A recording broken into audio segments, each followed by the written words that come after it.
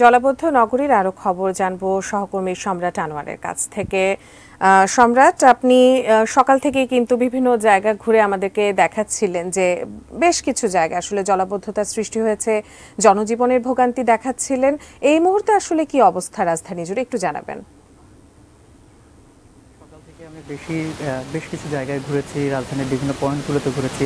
সব জায়গায় মোটামুটি একই অবস্থা আমরা দেখেছি, যে প্রচুর বৃষ্টিপাত হয়েছে এবং সেই বৃষ্টিপাতের কারণে বিভিন্ন জায়গায় সড়কে পানি উঠে গেছে এবং এই পানি উঠে যাওয়ার কারণে দেখা গেছে মানুষের যে ভোগান্তি সেটি একদম অবর্ণনীয় ভোগান্তি পড়েছেন। এবং আপনি জানেন যে আজকে বেশ কয়েকটি পরীক্ষা চলমান রয়েছে এবং এই পরীক্ষার জন্য যারা অংশ নিতে এসেছেন পরীক্ষার্থীরা, তারা তাদের ভোগান্তিটা অনেক বেশি চোখে পড়েছে। কেননা তারা হলে যখন গিয়েছে, কেন্দ্রে যখন গিয়েছে, সকালে পরীক্ষা শুরু হয়েছে এবং তখন আমরা দেখেছি যে তুমুল বৃষ্টি এবং সেই বৃষ্টিকে উপেক্ষা করে তারা বৃষ্টি মাথায় করেই তারা আসলে হলে গিয়েছে।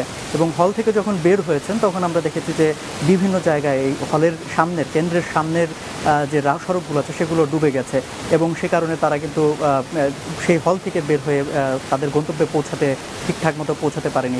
তাকে বেশিরভাগ লোকে তাদের এই বৃষ্টির পানি মারিয়ে তারপরে যেতে হয়েছে। আরেকটি বিষয় জানিয়ে রাখি যে আমরা যে পয়েন্টগুলো ঘুরেছি মোটামুটি মিরপুরের অংশ, ধানমন্ডি, এরপর হচ্ছে পান্থপথ, এই জায়গার যে নিচু জায়গাগুলো আছে, নিচু সড়কগুলো আছে, সেসব জায়গায় পানি উঠে গেছে এবং যানবাহন যেগুলো চলাচল করছে, বিশেষ করে সিএনজি এবং প্রাইভেট যে গাড়িগুলো আছে সেগুলো রাস্তায় বন্ধ হয়ে গেছে এবং সেই গাড়িগুলোকে কিন্তু রাস্তায় রাখা হয়েছিল এবং যার দরুন যানজটের সৃষ্টি হয়েছে।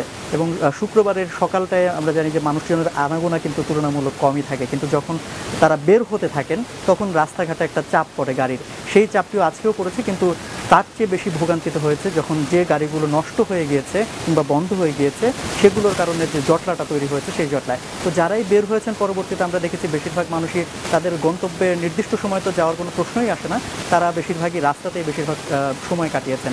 কেননা তারা যেদিকেই যাবেন, রাজধানীর যে চারপাশের যে অংশগুলো আছে প্রত্যেকটা জায়গাতেই দেখেছি পানি জমে যাওয়ার কারণে তারা কিন্তু তাদের জায়গায় নির্দিষ্ট গন্তব্যে পৌঁছাতে পারেনি। তো সব মিলিয়ে আসলে যে চিত্রটা আমরা দেখেছি সেটিতে বলা যায় যে সকাল থেকে এই দুপুর পর্যন্ত যে অংশ, সেই সময় পর্যন্ত যেসব জায়গায় পানি জমেছে সেটার কারণে দেখা যাচ্ছে মানুষের ভোগান্তি অনেক বেশি ছিল। উজমা।